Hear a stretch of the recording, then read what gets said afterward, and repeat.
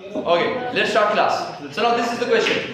We have the formulas with us. Shh, pay attention class. Formula आप लोगों ने लिख दिए हैं. हम लोगों ने figures को put in करना है और उसके बाद हम लोगों ने start करना है. ठीक है?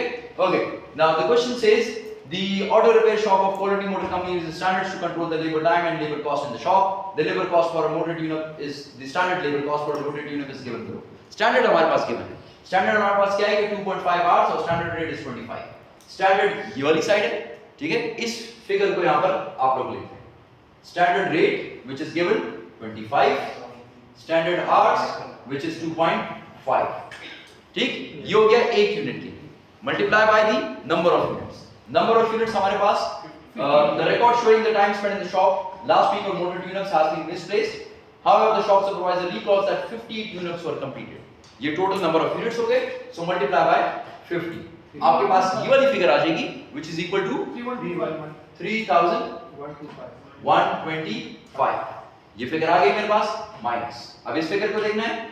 ND controller recalls the following variance data relating to tune-ups. ये डेटा मेरे पास गिवन है. ठीक है? मेरे पास क्या गिवन है? मुझे पता है कि लेबर का रेट वेरिएंस कितना है. लेबर का रेट वेरिएंस इस तरफ है. इस तरफ आ जाए. Labour rate variance is 150 favourable. ये यहां पे लिख दिया. अब मेरे पास लेबर का स्पेंडिंग वेरिएंस गिवन है व्हिच इज 200 अनफेवरेबल.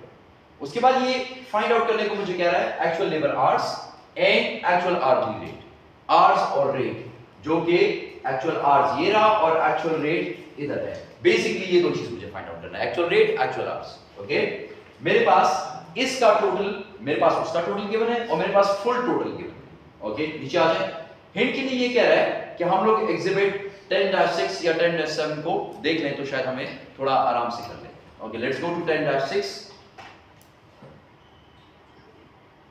ओके, 10-6 इसे नीचे. Okay, so now this is exhibit 10-6. Formulas हम लोग लिख चुके हैं. हम लोग डायरेक्ट लेबर का रेट वेरिएंस लिख चुके हैं. This is the rate variance. ठीक है?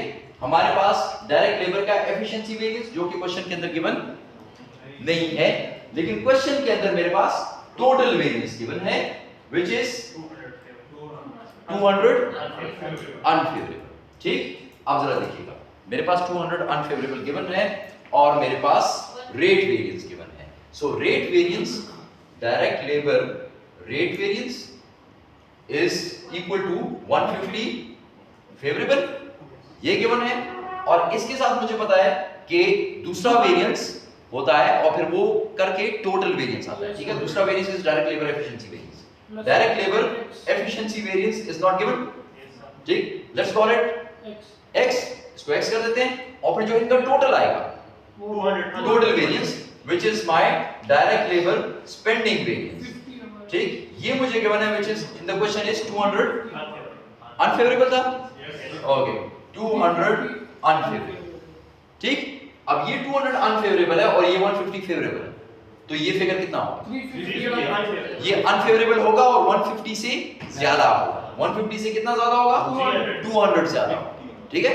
So this would actually be 350 unfavourable. Is this thing clear?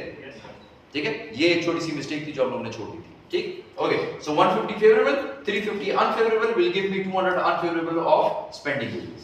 अब एफिशिएंसी वेरिएंस मेरे पास 350 अनफेवरेबल है. वापस इधर आ जाए.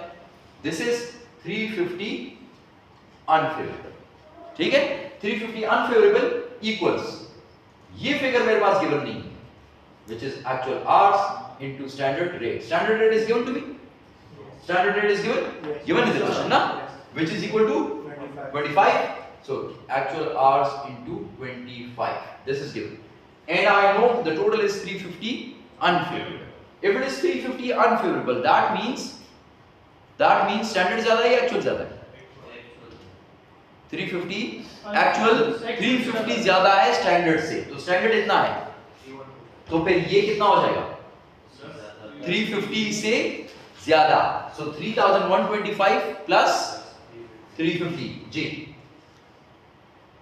जी क्लास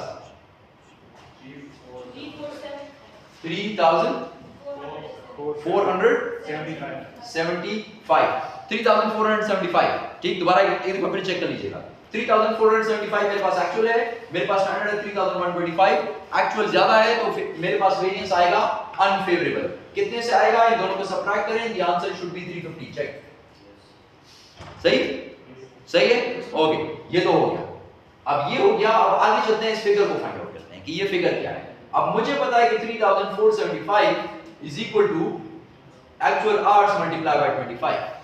अब अगर मैंने एक्चुअल आवर्स को फाइंड आउट करना है तो मुझे इस फिगर को डिवाइडेड बाय 25 कर देना है. So my actual hours would be equal to 139. 139. Yes. 139. Okay, ये मेरे पास डेटा आ गया. अब आ जाए इस साइड. ओके, अब इस साइड पे आ जाए. अब इस साइड पे मेरे पास एक्चुअल आवर्स मैं वहां से फाइंड आउट कर चुका हूं, which is equal to 139. And standard rate जो ऑलरेडी क्वेश्चन में गिवन था, व्हिच वाज 25. सो 139 into 25,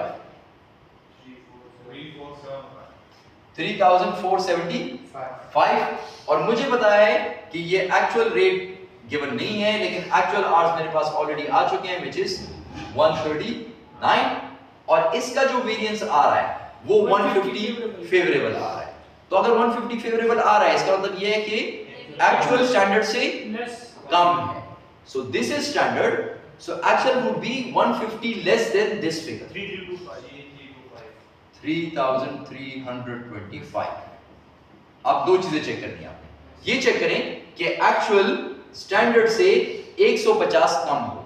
ठीक है, यानी इनको माइनस करूं तो मेरे पास आंसर 150 आना चाहिए. ठीक, आ गया. क्रॉस चेक हो गया. Okay, now let's move on. अब मुझे पता है कि this 3325 is equal to actual rate into 139, और actual rate would be equal to 3325 divided by 139. So actual rate is 23.992 actual rate. Is this clear now? ठीक है. फिर डेसिमल्स में आ रहा है, मुझे फिर शॉक हो रहा है. ठीक है, इंशाल्लाह. ओके, इंशाल्लाह इस बार सही. ओके.